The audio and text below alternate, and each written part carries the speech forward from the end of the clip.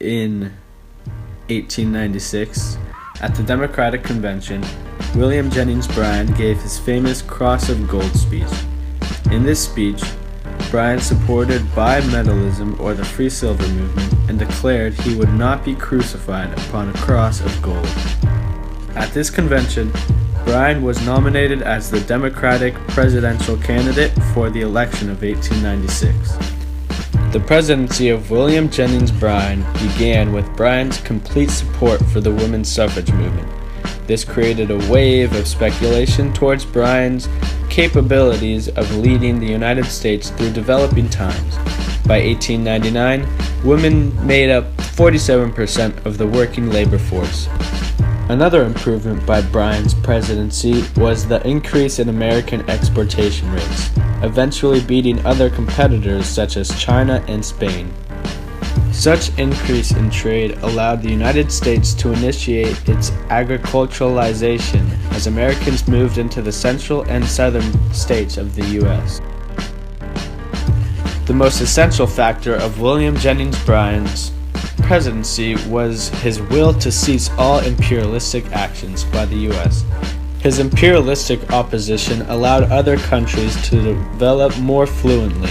Some of these countries are Brazil, Venezuela, Argentina, and Jamaica. The U.S. would give the Philippines their independence in 1903 and would not make any moves to interfere in the Spanish business in the Caribbean, which would lead to the Spanish-American War in 1898.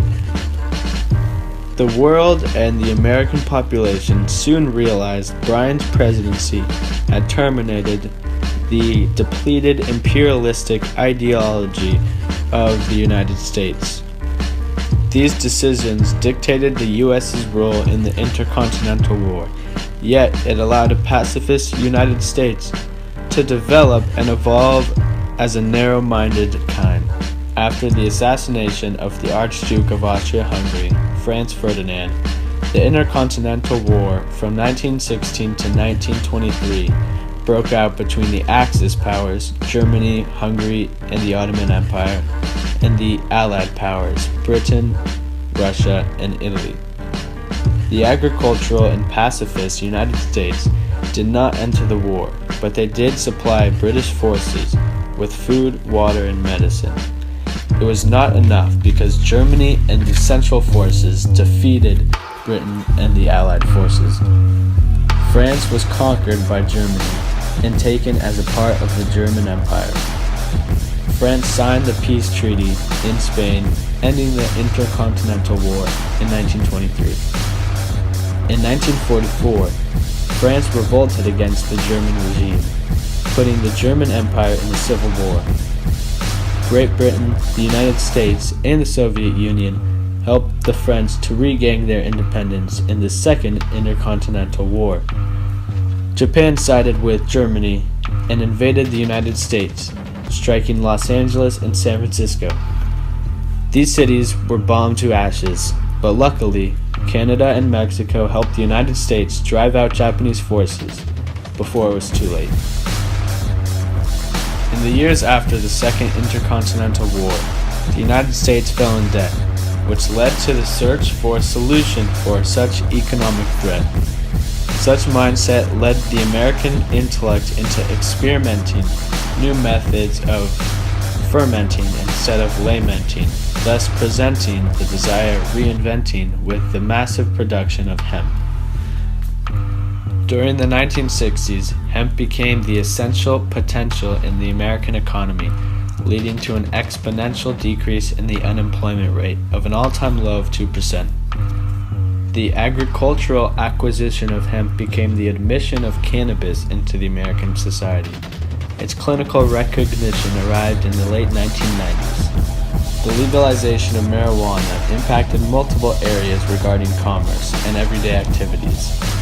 From paper to cookies, from clothes to gummies, from pharmacies to silos, hemp had created a massive impact on its profits, as it allowed the United States to save $13.7 billion per year, according to Huffington Post. During the late 20th century, the United States focused on expanding eco-technologically rather than militarily, such as in the War on Terror that began from 2001 to present day. A symbol to such development was Steve Jobs, a heavy user of hemp who created the iPhone and released it in 2009. With the United States' economic dominance, it began expanding its agricultural influence after Bernie Sanders became president in 2008 after beating John McCain by a pleasing margin. Nonetheless, the United States had undertaken the role of stopping other countries from continuing the development of climate change, as it threatened India and China to stop polluting the environment, or else they experienced a vicious aspect of the United States. So with me is John Wayne, whose grandpa was a soldier in the Intercontinental War too in 1944. So John, tell me what your grandpa told you about such war. My grandfather was an American citizen, actually, who went to study in Oxford in England, and while he was in England, the war broke out, and then he was drafted into the war, even though he was an American citizen. And from there, he fought in many battles and killed a lot of people.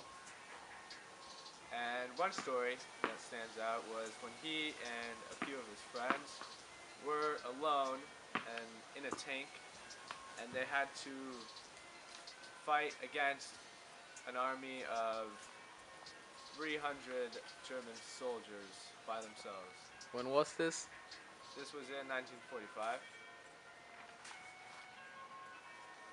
Yeah, so what happened? Did they make it through?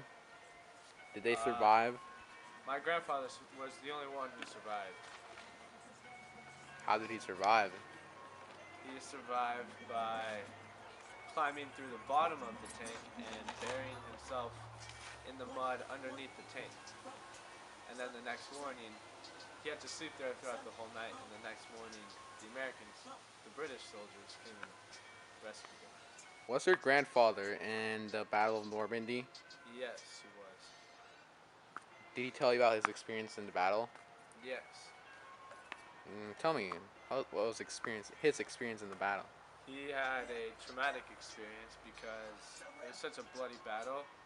The German and the Axis powers released their machine guns on the British troops in just from the boats, and they were just mowing him down.